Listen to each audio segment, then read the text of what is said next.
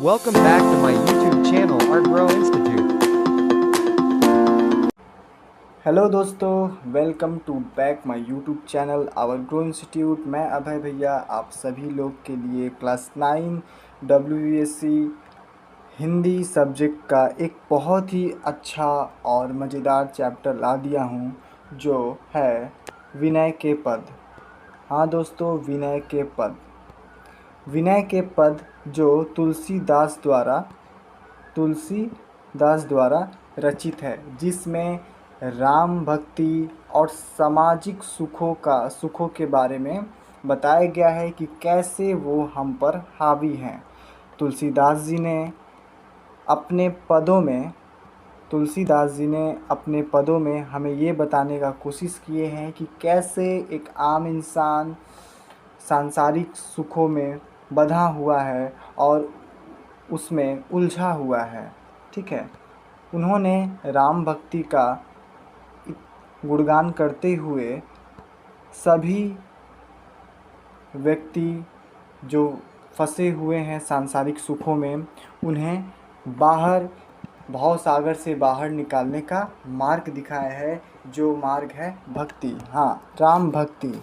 चलिए, समय बहुत कम है हमारे पास और इस कम समय में हमें बहुत कुछ करना है, तो इसी के साथ आज का जो चैप्टर है वो हम स्टार्ट करते हैं, जो है विनय के पद, तुलसीदास द्वारा रचित। आगे बढ़ते हैं हम लोग। सबसे पहले आपके एग्ज़ाम को मद्देनज़र रखते हुए हमने आपके लिए कुछ तुलसीदास के कुछ तुलसीदास से रिलेटेड कुछ पूछे जाने वाले क्वेश्चन, जैसे उनके परिचय, प्रारंभिक जीवन और भी बहुत कुछ से रिलेटेड हमने यहाँ पे पॉइंट वाइज दे दिया गया है, जिससे आपको एग्ज़ाम के समय आसानी हो पढ़ने में। ठीक है, कुछ इसमें से कुछ ऐसे फैक्ट्स हैं जो आपके एग्ज़ाम में हमेशा पूछे जाते हैं। चलिए, जैसे तुलसीदास जी किस शाखा के महान कवि थे, तो राम भक्ति। यहाँ पे इंग्लिश में लिखा गया है, लेकिन फिर भी आपको बता देते हैं।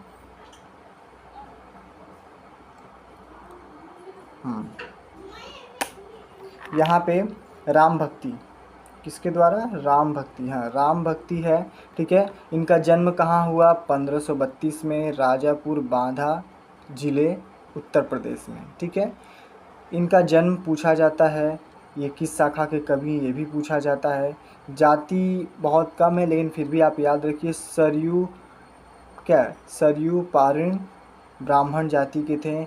हाँ, ये आपका सबसे इम्पोर्टेंट क्वेश्चन फैक्ट हो जाता है, जो है राम बोला। हाँ, इनका बचपन का नाम राम बोला था। ठीक है, अच्छा, जन्म के बाद माता पिता ने त्याग दिया। इनका जैसे ही जन्म हुआ, माता पिता इनको त्याग दिए। ठीक है, और इस त्यागने के बाद जो इनका पालन पोषण है वो मुनिया नाम की दासी ने किया था। ठीक है, बाद में भिक्षा मांगकर जीवन बिताने लगे, और ये जैसे जैसे आगे बढ़े वो भिक्षा मांग के, मतलब कि वो एक संन्यास जीवन बिताने लगे। ठीक है, फिर इनको मिलते हैं नरहरि दास। ठीक है, जो इन्हें राम कथा के बारे में इनके गुरु थे। नरहरि दास पूछा जाता है एग्ज़ाम में कि तुलसीदास के गुरु कौन है, तो नरहरि दास आप बता सकते हैं, जिन्होंने इन्हें राम कथा के बारे में बहुत सी जानकारी और राम कथा सिखाई। ठीक है, ठीक है, अच्छा, आगे बढ़ते हैं। आगे में इनका विवाह होता है। ठीक है, इनका विवाहिक जीवन देखो, विवाह इनका होता है रत्नावली से। ठीक है, किससे? रत्नावली से।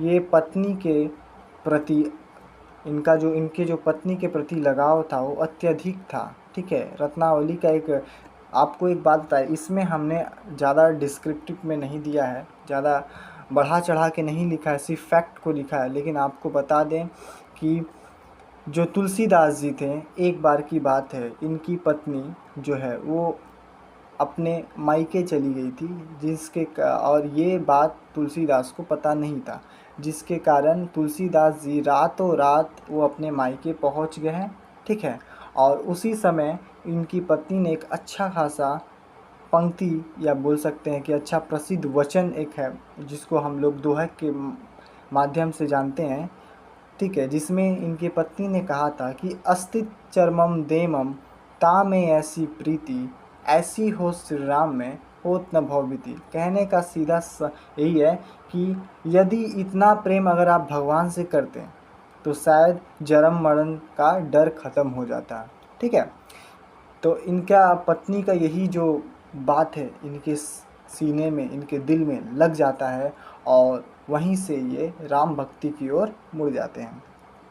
अच्छा, तो क्या बोले, हाँ, तो यहाँ पे हमने आपको, क्योंकि ये यूट्यूब है, इस पे हम बहुत लेंदी वीडियो नहीं बना सकते हैं, ठीक है। बना सकते हैं लेंदी वीडियो, पर वो वीडियो उतना लेंदी बना के कोई फ़ायदा नहीं होगा, ठीक है। उसमें ज़्यादा बोरिंग हो जाएगा, जिसके कारण हम इसमें मज़ेदार जो फैक्ट वगैरह है वही सब हम इसमें लाएं। हाँ, अगर आप चाहते हैं कि एक बहुत ही अच्छे से इस चैप्टर को समझने के लिए, तो हमारा ऑफलाइन क्लास चलता है। अगर आप नज़दीक के विद्यार्थी हैं, रिसड़ा में हमारा इंस्टीट्यूट है, रिसड़ा और श्रीरामपुर के बीच में हमारा इंस्टीट्यूट है। अगर आप नज़दीक के विद्यार्थी हैं तो ज़रूर कांटेक्ट करें। हमारा नंबर अगर आपको चाहिए, अगर आप कांटेक्ट करना चाहते हैं तो आपको नंबर 7449804957,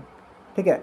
ये नंबर हमारा है, आप नोट कर लीजिए, जिससे आपको यहाँ पर आने में, हमारे पास आने में सुविधा होगा, ठीक है। जो नज़दीक के विद्यार्थी हैं उनके लिए हम बताएं, बाकी जो दूर के हैं आई एम सॉरी कि हम ज़्यादा से ज़्यादा आपका हेल्प यूट्यूब से कर सकते हैं। वैसे ऐसा नहीं कि एकदम ही हमने इसको शॉर्ट कर दिया है, ठीक है। एग्ज़ाम में जो अधिकतर पूछे जाने वाले सवाल हैं उनको हम मद्देनज़र रखते हुए ये पूरा वीडियो बनाए हैं। तो यानी सबके लिए ये वीडियो जो है प्रॉफिटेबल होने वाला है, ठीक है। आगे बढ़ते हैं, चलिए। इसके बाद देखो इन्होंने क्या किया, इन्होंने जब इनको पता चला, इनकी जो पत्नी का जो वचन था, पत्नी का वचन जब सुने तो इन्होंने क्या किया, इन्होंने अपने घर को ही त्याग दिया, गृहस्थी जीवन त्याग दिया और भक्ति का मार्ग अपना लिया ठीक है। भक्ति साधना इन्होंने काशी गया, कहाँ गए, काशी गए, अयोध्या में रहें कुछ दिन, ठीक है। वहाँ पे भगवान राम की भक्ति जीवन, जिनका जो जीवन है पूरा राम जी के भक्ति में क्या हुआ, व्यतीत हुआ, ठीक है। और इनकी मृत्यु 1623 में ख़त्म हो गई, कहाँ पे, गंगा जी के तट पे, ठीक है। इनकी प्रमुख रचनाएं जो है, सबसे पहले तो रामचरितमानस, जिसने हम रामायण जो हम पढ़ते हैं या रामायण जो भी देखते हैं, वो रामचरितमानस भी वैसा ही है, उस राम के बारे में ही लिखा गया है, ठीक है। और विनय पत्रिका हो गया, कवितावली हो गया, गीतावली हो गया, दोहावली हो गया, ये सब जो है आपका ये चीज़ इसलिए हम आपको दे दिए क्योंकि अक्सर MCQ में पूछा जाता है, जैसे कवितावली किनके द्वारा रचित है, ठीक है। तो आप बोल सकते हैं तुलसीदास के द्वारा रचित है, ठीक है। अच्छा, आगे अब चलते हैं। अब आ जाते हैं हम अपने पूरे पद में, ठीक है। जो शुरुआती का जो पद है ये पूरा, ये हाँ, ठीक है, ये शुरुआती का जो पद है, इसमें देखिए ध्यान दीजिएगा। अब हम आपको पद वाइज, मतलब कि लाइन वाइज लाइन आपको समझाते हैं, आप समझने का कोशिश करिएगा। अगर आप नहीं समझ पा रहे हैं तो वीडियो को बैक करके, यानी वीडियो को पॉज करके थोड़ा पीछे जाके आप फिर से देखिए, आपको ज़रूर समझ में आएगा, ठीक है। जैसे क्योंकि वीडियो हम बहुत ही इसको शॉर्ट करने का कोशिश कर रहे हैं कि जल्दी से जल्दी ये वीडियो कंप्लीट हो जाए और बच्चों को जल्द ही जल्द वो समझ पाएँ। ज़्यादा लेंदी वीडियो बना के हम बोरिंग करना नहीं चाहते हैं, ठीक है। तो जैसे यहाँ पे पहले में दे दिया गया है कि ऐसी मूढ़ता मन की, पर हरि राम भक्ति सुर सरिता आस करत ओशन की। तुलसीदास जी कहते हैं कि मेरे मन की मूर्खता ऐसी है कि यह भगवान राम की भक्ति को छोड़ जो भक्ति रूपी गंगा को सुरसर जो गंगा यानी सुरसरिता को त्याग कर संसार के सुख रूपी ओस की बूंदों से अपनी प्यास बुझाना चाहता है। ठीक है, यहाँ पे इस लाइन का मतलब यही बोला है कि ऐसी मूर्खता या मन की, मतलब कि मन की मूर्खता देखो, मन का जो मूर्खता देखो, राम की भक्ति जो एक गंगा के समान है। ठीक है, उसे छोड़कर, मतलब कि वो गंगा सरिता उस नदी को छोड़कर जो सांसारिक सुख है जो एक ओस के कण के बराबर है, उसकी आस में लगा हुआ है, उससे अपना प्यास बुझाना चाहता है, जो कि सरिता पड़ा हुआ है। यानी राम भक्ति को क्या बोला गया, एक सरिता, मतलब कि सरिता बोले तो नदी, जो गंगा नदी, मतलब गंगा नदी से कंपेयर किया गया है राम के भक्ति को। ठीक है, उसे छोड़कर हम एक बूंद जो संसारिक सुख का जो एक बूंद है, उसे हम क्या करते हैं, उसके पीछे भागते हैं। अच्छा, धूम समूह निरखी चातक ज्यों तिरस जानी मतघन की नाही क्या बोला है ना, हाँ, नाही शीतल ना बारी पुनि हानि होत लोचन की। यहाँ पे ध्यान देना, यहाँ पे तुम्हारा बाबू बोला गया है कि जैसे प्यासा चातक पक्षी धुएं के ढेर को बादल समझकर उसकी ओर लपकता है, और उससे वहाँ ना शीतलता मिलती है और ना ही पानी मिलती है, बल्कि धुएं से अपने आँखों को ही नुकसान पहुँचाता है। यहाँ पे एक और उदाहरण देते हुए बताया गया है कि एक चातक पक्षी है, जब वो बादल के धुएं वाला समूह देखता है तो धुएं का जब समूह देखता है तो उसे लगता है कि वो क्या है, वो एक बादल है, ये जो है बादल है। ठीक है, बादल है जिसमें शीतलता होगी, जिसमें पानी होगा। ठीक है, और वो उसी के पीछे उसको बादल समझकर उसकी ओर लपकता है, लेकिन उसे क्या मिलता है, ना ही उसे शीतलता मिलती है और ना ही पानी मिलती है, बल्कि वो अपने आँखों का ही क्या कर लेता है, नुकसान कर लेता है, उसको आँखों का ही हानि हो जाता है, आँख उसका क्या होता है, धोखा खा जाता है। ठीक है, तो फिर आगे क्या बोला गया है कि हाँ, ज्यों गच कांच बिलोकिन से न जड़ छा आपने तन की टूटत अति आतार आहार बस क्षति बासुरी बासारी आनंद की। ठीक है, यहाँ पे ध्यान देना बच्चा, यहाँ पे बोला गया है कि यहाँ पे क्या बोला गया है कि ठीक वैसे ही जब एक बाज दिखती हो, कभी भी कोई भी एक चीज़ को देखता है तो उसमें क्या करता है, उसको खाने की तरफ या उसको लपकने की तरफ जाता है। ठीक, तो वैसे ही जैसे एक बाज पक्षी कांच के फर्श मतलब कि जहाँ से हमारा जो क्या बोलते हैं, हमारा जो तस्वीर है उसमें जो दिखेगा, हमारा जो तस्वीर, हम कांच में क्या आईना देखते हैं तो हमारा तस्वीर उसमें दिखता है कि नहीं, वैसे ही जब कांच का परछाई अपने कांच का जो परछाई है, कांच का नहीं, कांच के फर्श पे जब बाज का अपना ही परछाई देखता है तो उसे वो दूसरा शिकार समझता है। क्या समझता है कि कोई दूसरा है। ठीक है, और उससे झपटने के लिए उसकी ओर बढ़ता है और कांच में जाकर अपना जो मुंह है उसे घायल कर लेता है। ठीक है, और घायल होके अपने आप को कोसता है कि हम कहाँ पे चले आए, क्या कर लिया हम। ठीक है, कोई भी एक कांच ऐसा लगा हुआ है, अब जाके हम दीवार पे अपना सर फोड़े तो चोट किसे लगेगा, हम ही को लगेगा ना। ठीक है, तो वैसे ही यहाँ पे उदाहरण के स्वरूप मानव को भी बताया गया है कि मानव भी कुछ ऐसे ही होते हैं जो जिन्हें पता नहीं होता है कि वो क्या चीज़ है, उसे बिना समझे बिना जाने वो उसके पीछे भागते हैं और खुद को हानि पहुंचा लेते हैं। अच्छा, फिर उसके बाद और क्या बोला गया है कि कलो कुचाल कृपा निधि जानत हो गति जन की, तुलसीदास हरहु दुहस दुख करहु लाज निजपन की। अब यहाँ पे ये श्री राम से या भगवान से ये बात कहते हैं कि हे कृपा निधान, मैं अपनी बुरी चालों का कहाँ तक वर्णन करूं, आप तो अंतर्यामी हैं, ठीक, आप सब कुछ जानते हैं, मेरे इन दुखों को दूर कीजिए और अपने भक्तों पर क्या करें, अपने भक्तों पर लाज रखिए। ठीक है, समझ में आया? तो यहाँ पे पूरा यही बोला गया है कि ऐसी मूर्खता या मन की पर हरि राम भक्ति सुर सरिता आस करत ओशन की, मतलब कि हमारे मन की मूर्खता देखो कि राम जैसे गंगा जैसा भक्ति को छोड़कर हम संसार रूपी जो सुख है, जो एक ओस के कण के बराबर है, उसके पीछे भागते हैं। वैसे ही एक उदाहरण देते हुए और तुलसीदास जी कहते हैं कि धूम समूह निरखी चातक ज्यों तिरस जानी मति घन की, नाही त शीतलता ना बारी पुनि हानि होत लोचन की। वैसे ही चातक पक्षी जब एक धुएं का समूह को देखकर उसे बादल समझ लेता है, उसमें वो समझने लगता है कि उसी में पानी है, उसी में शीतलता है, और जब वो उसके नज़दीक पहुंचता है तो उन्हें क्या मिलता है, धुआं के अलावा और कुछ नहीं मिलता है।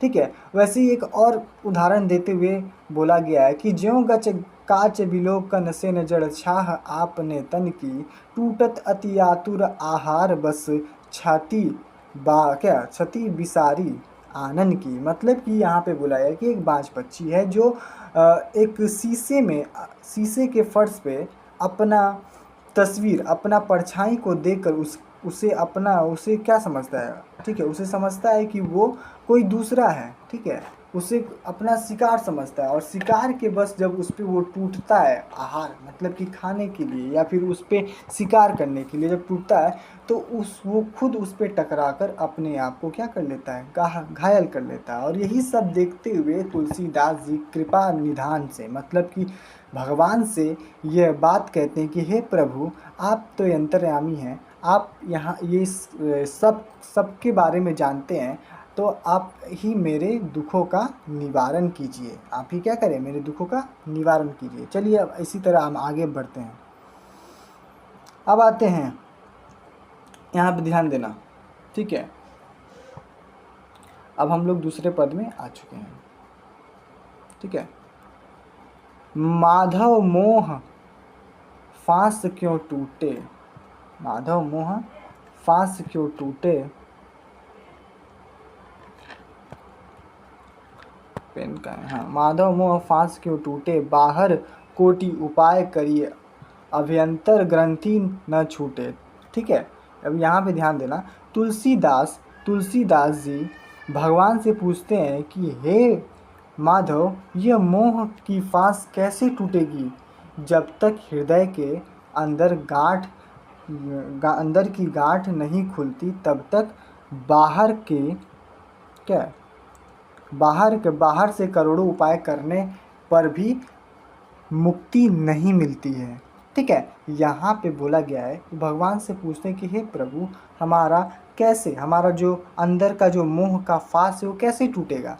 तो यहाँ पे वो तुलसीदास खुद ही इसको वर्णन करते हुए, इसको बताते हुए बोलते हैं कि जब तक हृदय के अंदर गांठ नहीं खुलेगी, मतलब कि जब तक हम अपना हृदय को स्वच्छ नहीं करेंगे, बाहर से हम कितना भी करोड़ों उपाय भी कर ले अपने मुक्ति को पाने के लिए, ठीक है, तब तक नहीं छूट सकता। मतलब कि सबसे पहले हमें अपना हृदय को, अपने अंदर में जो मैल है उसे साफ करना होगा, तब जाके हमारा जो है मुक्ति का मार्ग जो है, और जो मोह का फांस जो है वो छूटेगा और खुलेगा। समझ में? चलो आगे है, घृत पूरन काराह अंतर्गत शशि प्रतिबिंब दिखावे, इधन अनल लगावे कल्पस औटत नाश न पावे। बहुत ही अच्छा लाइन बोला गया है कि जैसे एक उपाय के लिए, जैसे कि तुम्हारा एक उदाहरण देते हुए तुलसीदास जी कहते हैं कि यदि घी से भरी कढ़ाई में चंद्रमा का प्रतिबिंब दिख रहा हो, ठीक है, तो कढ़ाई के नीचे आग जलाकर और 100 कल्पों को, मतलब कि जितना भी लकड़ी हम लोग ईंधन लगाते हैं ना, ईंधन के रूप में जो हम लकड़ी जो लगाते हैं, घी से बड़ा कड़ा है, उसमें हम लगाते जाए, उसे गर्म करने से वो चंद्रमा का प्रतिबिंब नष्ट नहीं होता, बल्कि हमारा ही ईंधन खत्म होगा और हमारा ही घी भी क्या होगा, एक समय वाष्प बन के उड़ जाएगा। तो वैसे ही हमें ये बात किया जा रहा है कि जब तक हम लोग अपने मन के अंदर के मैल को नहीं निकालेंगे तब तक हम कितना भी उपाय कर लें, ऊपर से कितना भी उपाय कर ले, अपना अच्छे वस्त्र अपने वस्त्र को बदल लें, अपना पर्सनालिटी को बदल लें, अपना चेहरे को बदल लें, कितना भी सज संवर लें, ये सबसे कुछ होने वाला नहीं है। अगर हमारे अंदर, हमारे दिल में, हमारे मन में मैल है तो हम सबसे ज़्यादा गंदे हैं। ठीक है, चलो आगे बोला गया है कि तरु कोटर, यहाँ पे ध्यान देनिएगा, तरु कोटर मह बसु विहंग, तरु कटे मरे न जैसे, साधन करी विचारहीन मग, मन सुध होई नाही तैसे। यहाँ पे बोला गया है कि वैसे ही यदि पेड़ के खोखले में पक्षी बैठा हो तो पेड़ काटने से पक्षी नहीं मरता है। जब तक मन शुद्ध नहीं होगा, केवल शरीर को बाहर से धोने नहाने से कोई लाभ नहीं। एकदम सही बोला गया है कि नहीं, कि मन हमारा एक ऐसा चीज़ होता है, मन एक ऐसा चीज़ होता है कि अगर वो साफ नहीं है तो हम कितने भी सुंदर सुशील कुछ भी हो, अगर मन साफ नहीं है तो वो सब क्या है, एक कचड़े के बराबर ही माना जाता है। ठीक है, तो यहाँ पर भी वही बोला गया है कि तरु कोटर का जो यहाँ पे एग्जाम्पल दिया गया है, उदाहरण दिया गया है कि तरु कोटर मह बसु विहंग, तरु कटे मन मरे न जैसे, साधन करी विचारहीन मन सुध हो नाही तैसे। ठीक है, तो तरु एक पेड़ में जैसी विहंग मतलब पक्षी जो है बैठी रहती है, अगर हम पेड़ को काट देते हैं तो उससे पक्षी नहीं मरती। पक्षी क्या है, अगर हम पेड़ काटने जाएंगे तो पक्षी उड़ नहीं जाएगी, आराम से उड़ जाएगी। ठीक है, तो वैसे ही हम लोग कितना भी साधन कर ले, मन को शुद्ध, नहाने धोने से मन मेरा शुद्ध नहीं होता है जब तक कि हम उसे अंदर से ना शुद्ध करें। चलो अब आगे है, इसी तरह का आगे है कि अंतर्मलिन विषय मन अति, तन पावन करिए पखारे, मरई न उरग अनेक जनत, वाल्मीकि विधि मारे। ठीक है, यहाँ पे बोला गया है कि सांप को मारने के लिए उसकी बाबी यानी मिट्टी का जो घर है को पीटने से सांप नहीं मरता है। समझ में आया? यहाँ पे जो बोला अंतर्मलिन विषय मनति, जो अंदर में जो सांप बैठा है, सांप, जहरीला सांप, ठीक है, उसके बिल पर मारने पे वो सांप नहीं मरता है। ठीक है, समझे? उसके बिल पे मारने पे वो सांप नहीं मर गए अनेक जनत, वाल्मीकि विधि मार। ठीक है, और अंत में तुलसीदास जी कहते हैं कि बिना हरि और गुरु की कृपा के जो हमारा विवेक और बुद्धि है, नहीं ऐसा है, यहाँ पे वाल्मीकि के बारे में बोलेंगे। हाँ, जो क्या मरई न उरग अनेक जनत, वाल्मीकि विविध न मार।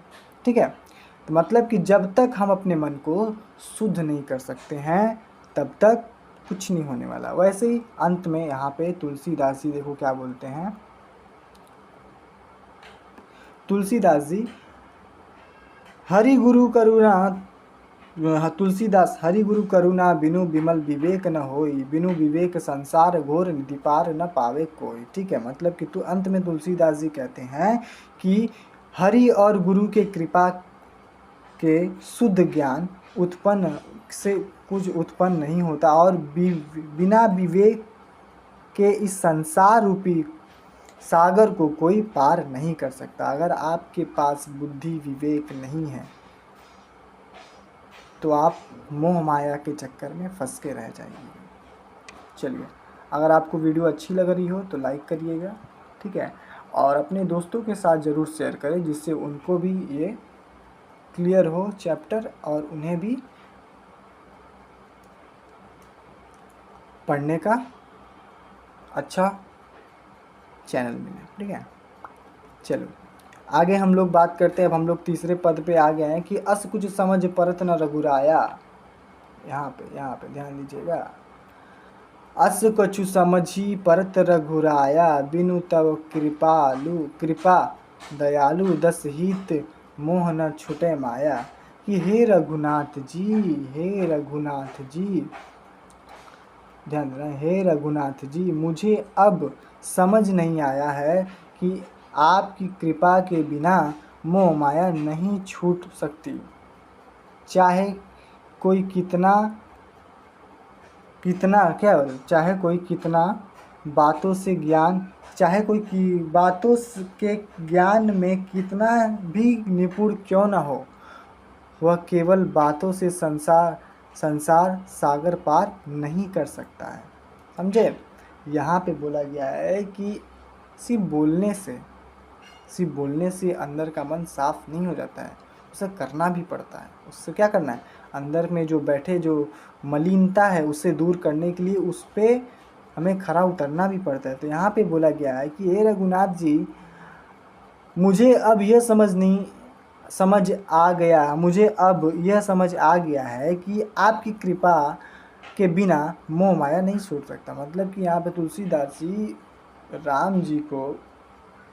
राम जी की भक्ति के बारे में गुणगान करते हुए बोलते हैं कि अगर कोई व्यक्ति आपका भक्ति या गुणगान करता है तो ही वो मोह माया से दूर हो सकता है, नहीं तो उसे संसार के जो भी सांसारिक सुख है उसे आकर्षित करेगी।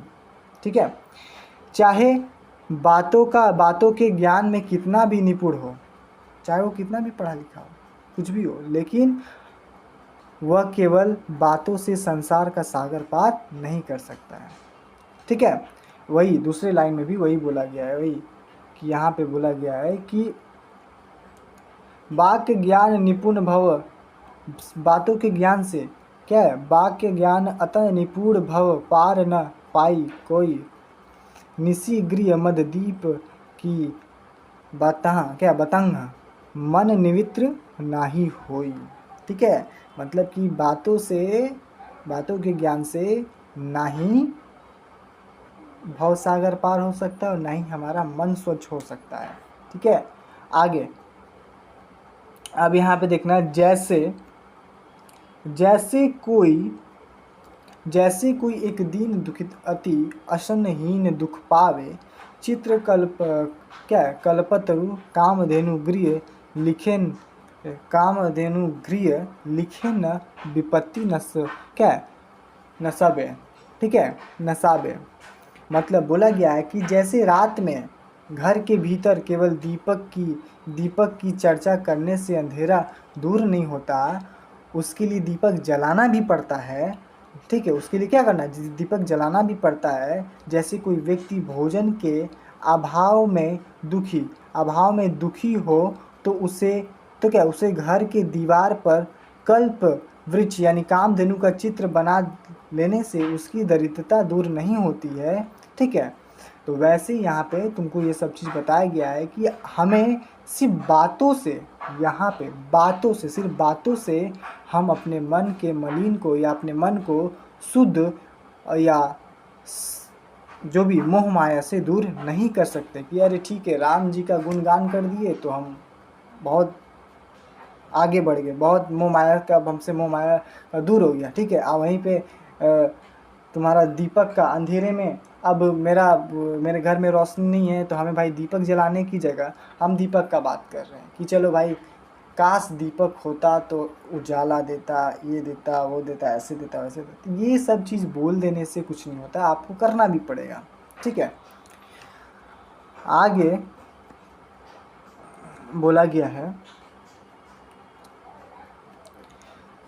सटरस बह प्रकार भोजन को दिन अरु रैन बखाने, बिन बोले संतोष जनित सुख खोई सोई पाए न जाने। ठीक है? कि यहाँ पे जैसे दिन रात 6 प्रकार के रसों स्वादिष्ट भोजन मतलब का वर्णन करते रहें तो उससे पेट नहीं भरेगा। ठीक है? सुख तो उससे मिलेगा जो उसे खाएगा। ठीक है? खाना का तारीफ कर देने से पेट भरता है क्या? नहीं भरता है। ठीक है? तो यहाँ पर भी बस मीनिंग सबका एक है, मतलब सबका एक है, बस यहाँ पे उदाहरण देते हुए हमें अच्छे से समझाने का कोशिश किए हैं। कौन? तुलसीदास जी। ठीक है। अच्छा, अब यहाँ पे देखना, जब लगी नाही निज हृदय प्रकाश, अरु विषय आस मन माही, तुलसीदास जब लगी जग जोनी भ्रमत, सपनेहु सुख नाही। ठीक है, तुलसीदास जी कहते हैं कि जब तक हृदय में ज्ञान का प्रकाश नहीं होगा और मन में विषयों की आशा नहीं जाती, तब तक मनुष्य का जो योनि है वो हमेशा भटकते रहेगा। ठीक है, और सपने में भी सुख नहीं मिलेगा उसको। ठीक है, कि जब तक, यहाँ पे सीधे बोल दिए हैं कि जब तक मनुष्य का जो हृदय है उसमें प्रकाश नहीं होगा मतलब कि जब तक वो जागरूक नहीं होगा कि क्या सही क्या गलत है, जब तक उसके बारे में उसको पता नहीं चलेगा, तब तक वो मनुष्य का जो योनि है वो भटकते रहेगा, दर दर वो भटकते रहेगा। ठीक है, चलिए नेक्स्ट आगे करते हैं। आगे है तीसरा।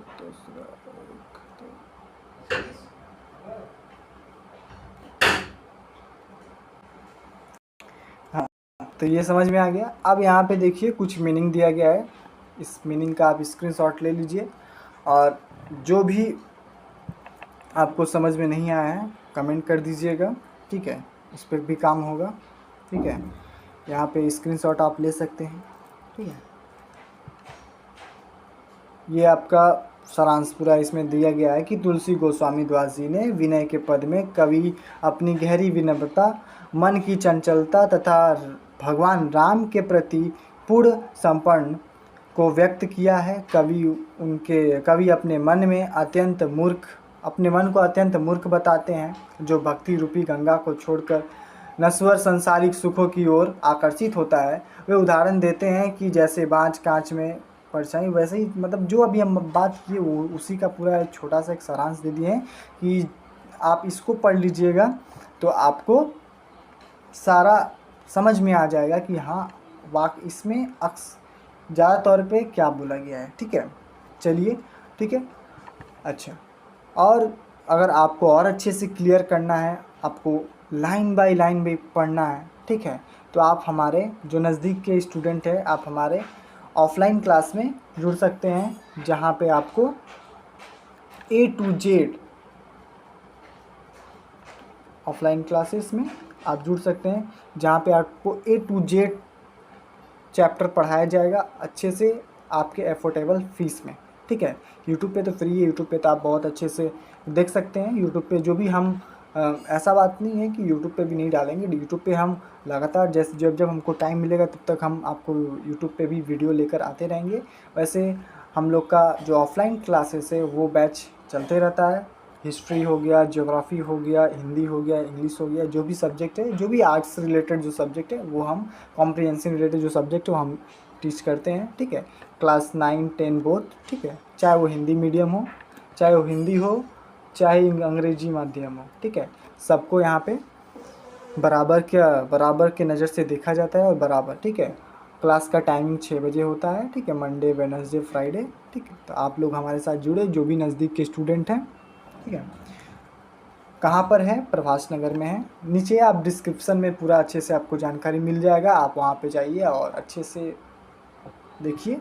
ठीक है, बाकी आपको और इसमें अगर MCQ सीरीज़ वगैरह होगा, इसका MCQ क्वेश्चन वगैरह होगा, उसका भी वीडियो हम लाएंगे, जल्दी लाएंगे। ठीक है, थोड़ा सा सब्र करिए और कमेंट में अपना फीडबैक दीजिए। ठीक है, कि कैसा वीडियो रहा। ठीक है, और भी अगर इसमें कुछ छूटा होगा, बहुत सी चीज़ होगा, क्योंकि देखिए हम प्रॉपर तरीके से इसमें हम आपको सारा चीज़ नहीं दे पाए हैं, क्योंकि वीडियो बहुत ज़्यादा लेंदी हो जाता है, जिसकी वजह से हम आपको मेन जो चीज़ है, जो जहाँ से एग्ज़ाम में जहाँ से अक्सर पूछा जाता है, वो चीज़ हम आपको इसमें देने का कोशिश किए हैं।